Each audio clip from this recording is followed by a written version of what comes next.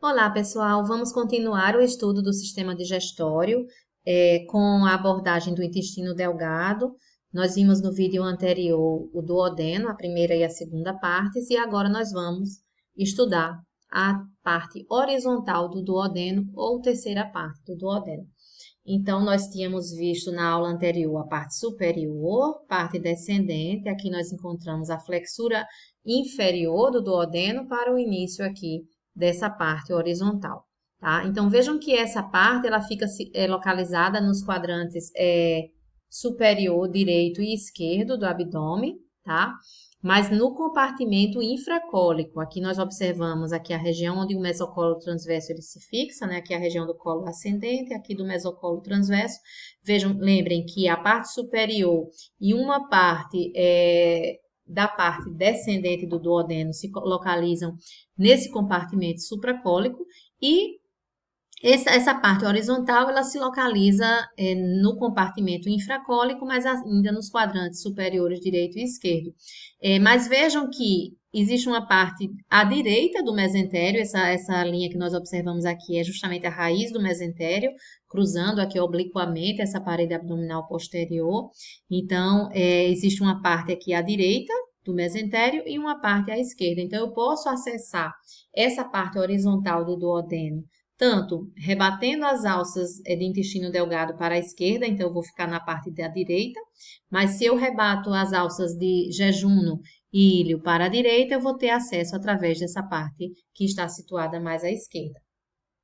Então, essa parte horizontal, ela atravessa o plano mediano, da direita para a esquerda, geralmente aqui é o nível da vértebra L3, com uma ligeira inclinação cranial. Então, é por isso que a gente falou no vídeo anterior, que na verdade aqui a gente não vai ter uma flexura na transição dessa parte horizontal para a parte ascendente do duodeno, porque ela já tem uma certa inclinação cranial nessa terceira parte. E ela mede aí cerca de 10 centímetros. Então, quais são as relações dessa terceira parte do duodeno?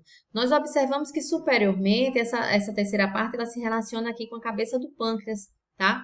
E anteriormente, com a raiz do mesentério. Então, é justamente isso que a gente observa aqui, essa raiz do mesentério cruzando anteriormente essa terceira parte do duodeno. Então, com isso, essa terceira parte do duodeno, ela vai se relacionar com os vasos mesentéricos superiores, que estão justamente nessa parte aqui inferior ao colo do pâncreas, é onde eles surgem e vão entrar nessa região do mesentério para se distribuir para as alças intestinais.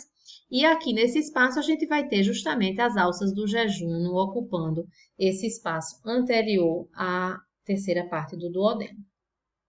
Ainda com relação a essa terceira parte, nós temos posteriormente os músculos da parede abdominal posterior. Então, o músculo pessoa maior direito, nós observamos aqui nessa região. O ureter direito também, os vasos gonadais, aqui a veia e a artéria gonadal, que se originam, né, no caso a veia gonadal, a artéria gonadal, originando-se aqui dessa parte lombar da aorta, e a veia cavo inferior recebendo a drenagem das veias gonadais também nesse espaço. Esses vasos, eles podem ser testiculares ou ováricos. A própria parte abdominal da aorta, cruzando aqui, né, passando posteriormente aqui a essa terceira parte, juntamente com a veia cava inferior. E a artéria mesentérica inferior nós observamos aqui, tá? Nessa região, com esse trajeto, ela se originando aqui da aorta voltada com um trajeto para a esquerda. Na parte inferior, a gente vai ter a relação do duodeno com as alças de jejunum que se localizam nesse espaço. Aqui nós temos outra imagem, então vejam que aqui o aumento maior foi rebatido, a gente observa aqui o colo transverso, então eu estou no compartimento infracólico e o mesentério, né, as alças de intestino delgado, elas foram rebatidas para a esquerda, aqui a gente observa a raiz do mesentério, né, e aqui a terceira parte do duodeno, tá, a parte horizontal. Então, aqui seria o finalzinho da parte descendente com a flexura inferior do duodeno e aqui a terceira parte do duodeno. Com relação à quarta parte do duodeno, ela é a última, ela também é uma parte pequena, tá? Medindo aí cerca de 2,5 centímetros, ela vai ter esse trajeto ascendente, a nível de L2, e ela vai terminar na flexura do duodeno jejunal que a gente observa aqui. Então, nessa região, a gente encontra um músculo, que é um músculo suspensor do duodeno, antigamente ele tinha o nome de ligamento de Treitz, porque, na verdade, ele envolve também as fáscias aqui dos músculos do pilar do diafragma, né, que vai formar o diafragma. Então, ele tem essa continuidade com essa fáscia da parede abdominal posterior e com as fibras do pilar direito e pilar esquerdo do músculo diafragma nessa região. Então, esse músculo suspensor do duodeno, ele vai auxiliar também no controle da passagem do quimo, né, que passa nessa região do duodeno para o jejum. Então, ele dá uma certa regulada na velocidade com que esse conteúdo que está transitando dentro do duodeno, ele vai passar para as alças de jejum. Nessa quarta parte, então, anteriormente, ainda é possível identificar a raiz do mesentério bem aqui no início. Vocês vejam que ela cruza justamente aqui essa quarta parte e depois se atravessa aqui na terceira parte, né? Atravessa anteriormente. Então, justamente porque aqui ela vai surgir, né, o mesentério, a prega de peritônio aqui, e aí esse intestino ele passa a ter mobilidade, que são justamente as alças do jejum. Posteriormente, essa parte ela vai estar relacionada com a margem esquerda da parte abdominal da aorta. A aorta está passando aqui, nós observamos. Então, nós temos também relação com os vasos renais, uma parte, né, principalmente se a artéria já tiver se dividido, né, a artéria em vasos segmentares, as artérias segmentares, assim como as veias, tá? Os vasos gonadais da esquerda, o músculo psoas maior esquerdo e a veia mesentérica inferior, que nós observamos aqui também. Essa veia mesentérica inferior, ela vai desembocar na veia esplênica, que está passando aqui por trás do pâncreas, e depois essa veia esplênica ela vai se unir com a veia mesentérica superior para formar aqui a veia porta. Então, aqui nós observamos essa imagem com as regiões de peritônio, então, que está aqui aparecendo esbranquiçado, seriam as regiões em que o peritônio está passando sobre aquele órgão, né? Então, vejam aqui o pâncreas, o duodeno, o rim. Então, essas partes aqui, elas são situadas no compartimento supracólico, então aqui seria o local de fixação desse mesocolo transverso, e aqui a fixação do mesentério, e aí a gente observa aqui os vasos mesentéricos superiores, que vão estar justamente se ramificando dentro dos folhetos do mesentério. Com relação à irrigação do duodeno, então vocês vejam que ele tem esse formato de C, e ele vai ter vários vasos, né, contribuindo com a sua irrigação.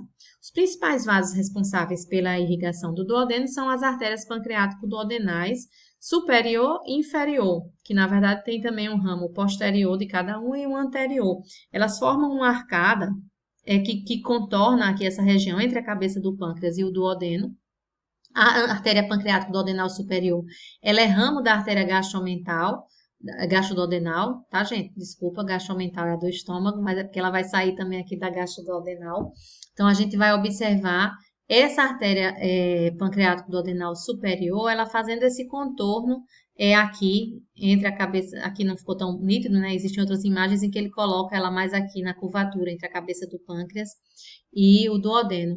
E vejam que ela vai emitir ramos, né, nessa face anterior e vai ter também a artéria pancreático-duodenal posterior, que vai estar emitindo ramos na região posterior.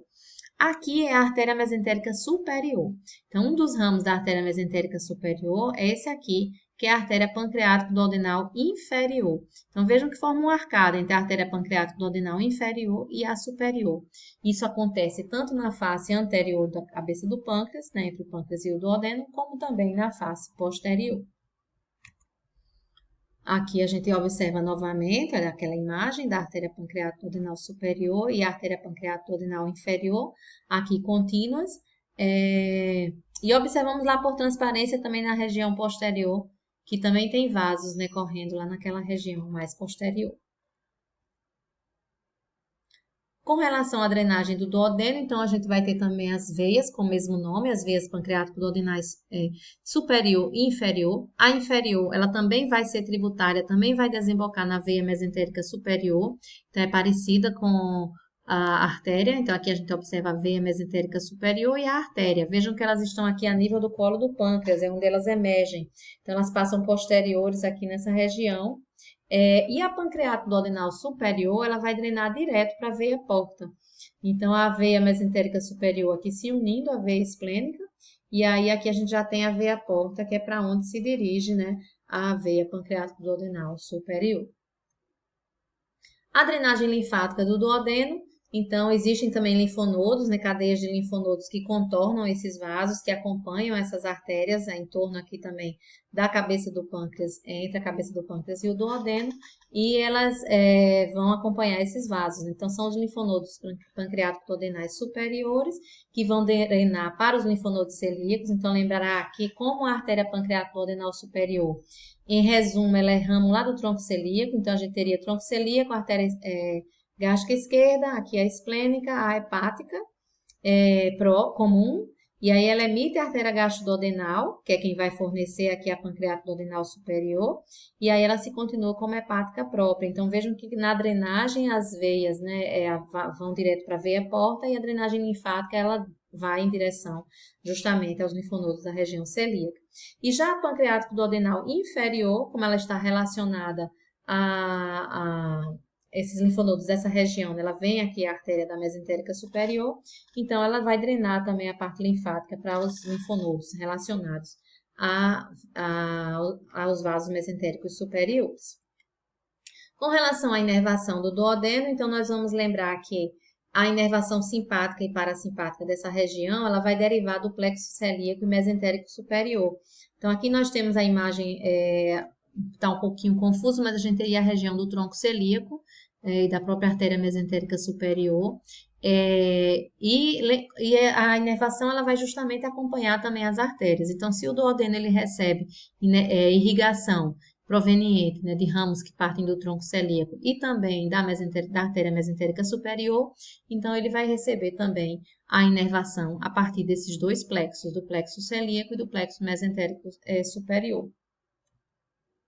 Agora nós vamos passar à terceira parte, onde nós vamos abordar o jejum e o ilho em um próximo vídeo.